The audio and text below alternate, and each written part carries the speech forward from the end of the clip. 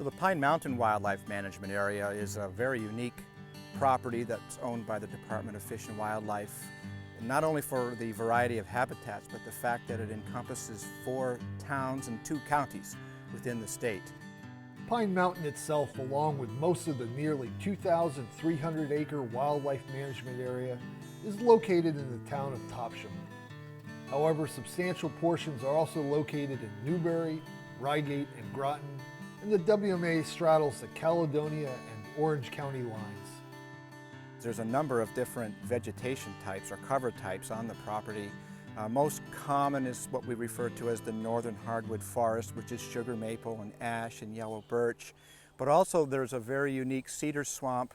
There are a number of giant red oaks on Witcher Mountain that provide excellent feeding habitat for a number of species that make use of the acorns.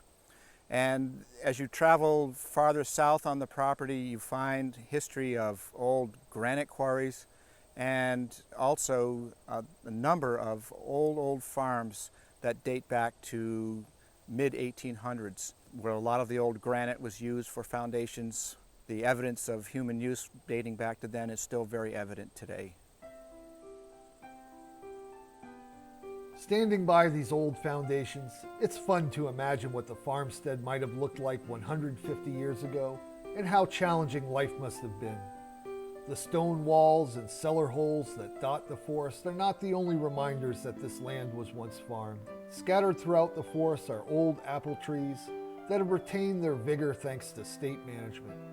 Crews have released the apples by cutting neighboring trees that compete for sunlight, which makes the apple trees more productive. In good fruit years, all sorts of wildlife benefits. Apples serve as food for a number of species, and we see evidence of this readily. In the case here at Pine Mountain, there's some very fresh claw marks on this tree, and it's clear the bears climbed this tree and spent some time in it feeding on these apples, and that's always a very rewarding sight to know that you put some time and effort into a project and see some immediate results like that. The wetland areas in Cedar Swamp are left in a natural state. However, selective cutting and patch cuts take place throughout the property to create a diversity of cover and habitat types.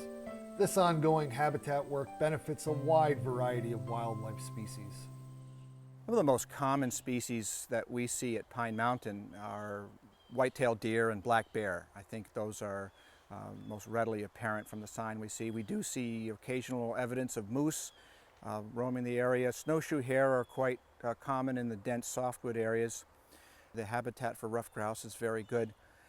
There's a wide variety of migrating songbirds that come through the area during spring and fall. I've been told of sightings of rusty blackbirds, which are a species of concern now.